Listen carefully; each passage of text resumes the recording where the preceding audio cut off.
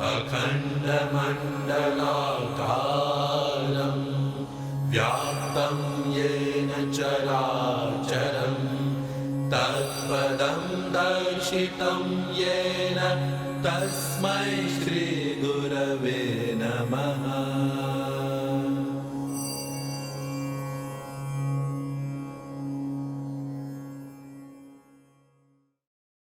तो मैं गुरुजी से मैंने साधना ली थी 1992 में, और उसके बाद गुरुजी की डेथ हुई 2002 में।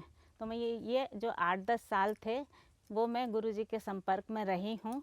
तो उनसे मेरे को बहुत स्नेह, बहुत प्यार मिला। पहले हम समझते नहीं थे कि गुरुजी क्या है, मतलब साधारण इंसान लगते थे। लेकिन जब उनकी बातें जब हम आज सोचते हैं तो हमको ऐसा महसूस होता है, नहीं, गुरुजी कोई ऐसे साधारण इंसान नहीं थे, वो तो बहुत बड़ी चीज़ थे जो हम उनको समझ नहीं पाए। आज हमको समझ में आता है।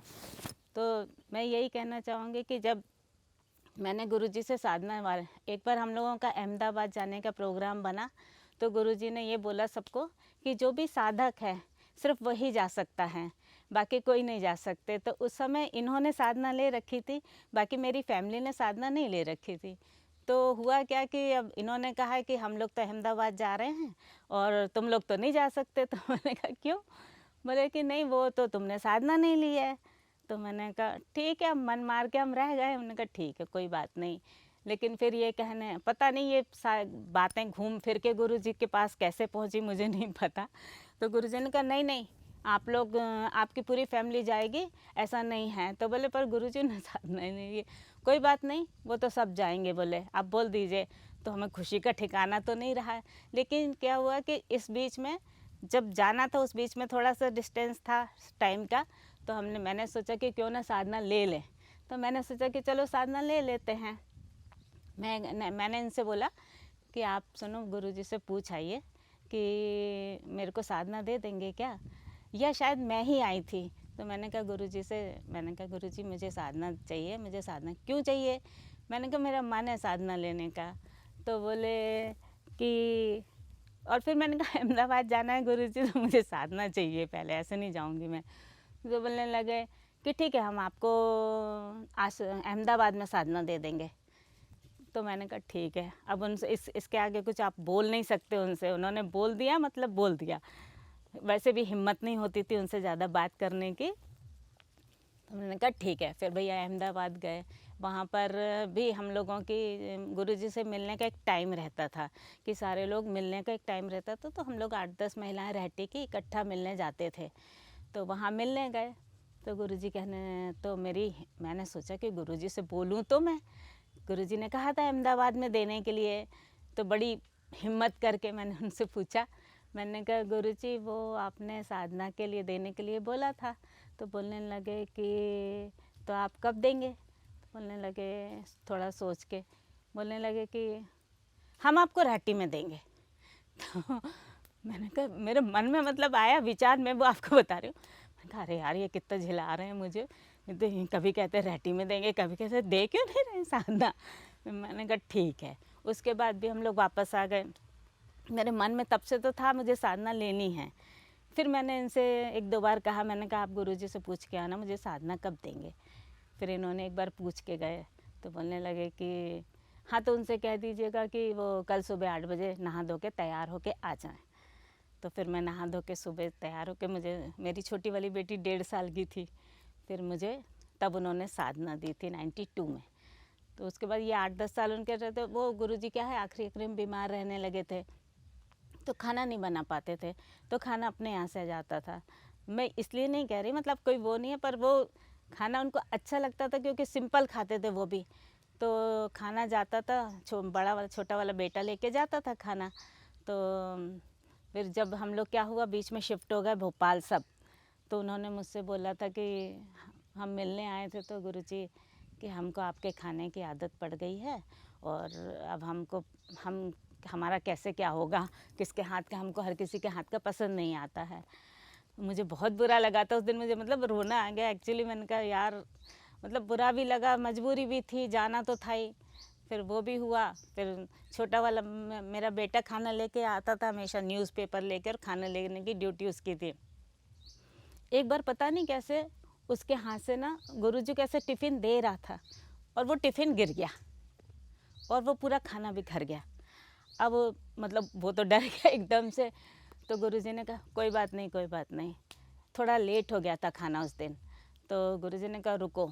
उन्होंने पूरा खाना उठाया और रख लिया और बोले नहीं, गिरा नहीं था, गिरा किसी और के हाथ था। तो फिर उन्होंने खाना रख लिया और अपना जो खाना बनाया हुआ था वो हमारे टिफ़िन में पैक करके दे दिया कि तुम ये ले जाओ।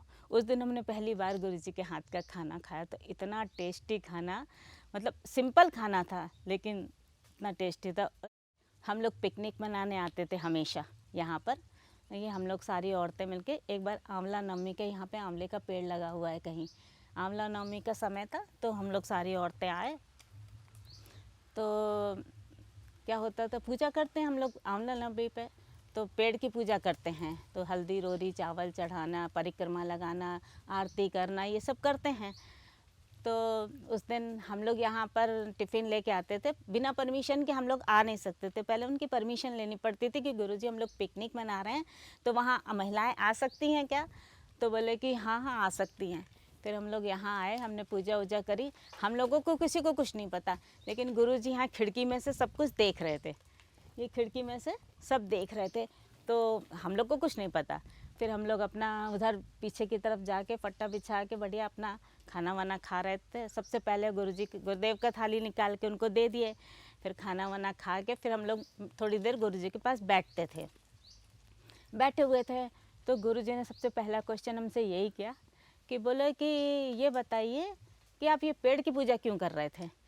हमने कहा पेड़ की पूजा? बोले गुरुजी आंवला नवमी थी इसलिए पेड़ की पूजा कर रहे थे।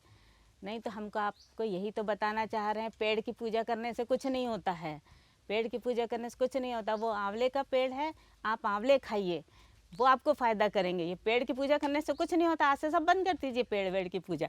तो हम लोगों को इतना हंसी आया। मैंने कहा ठीक है गुरुजी।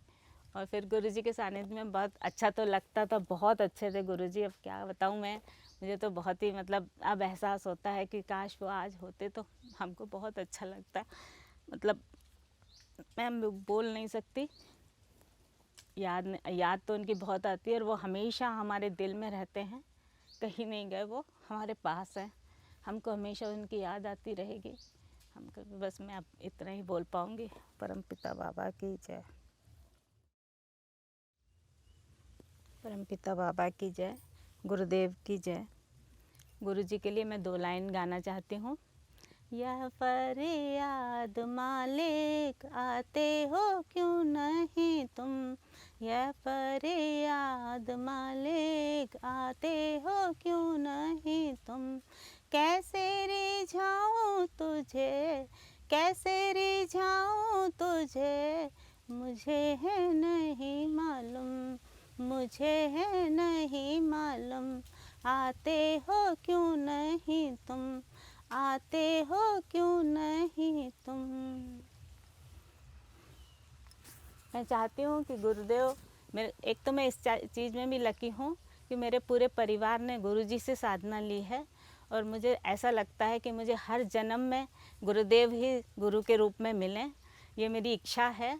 ताकि और गुरुजी ने हमको, गुरुजी से साधना लेने के बाद पहले ईश्वर तो हमारे गुरु ही हैं, उसके बाद उन्हें परम पुरुष से मिलाया है। इससे बड़ी और क्या बात हमारे जीवन में हो सकती है। इसलिए हमारे लिए गुरुजी सबसे लक्की हैं और हमेशा रहेंगे। और मैं चाहती हूँ कि वो हर जन्म में मेरे गुरु रहें और मेरा परिवार उनके के लिए समर्पित है पूरी तरह से। परमपिता बाबा की जय। मैं ये चाहती हूँ कि हर जन्म में गुरुदेव ही हमारे गुरु रहें मेरे पूरे परिवार के लिए। और मेरे को तो बहुत खुशी की बात है कि जब से गुरुदेव से मैंने साधना ली है, पहले ईश्वर मेरे वो हैं, उसके बाद उन्होंने दूसरे ईश्वर से हमें मिलाया है। तो सीढ़ी वही है जहाँ से चढ़ के हम ऊपर गए हैं, तो हमें उनको कभी नहीं भूलना चाहिए। वो हमारे लिए सबसे अमूल्य हैं, समर्पित। हम सारा पूरा परिवार उनके लिए समर्पित है। तो मैं चाहती हूँ गुरुजी हमारे लिए हर जन्म में हमारे गुरुदेव रहें, मेरी यही आशा है उनके लिए।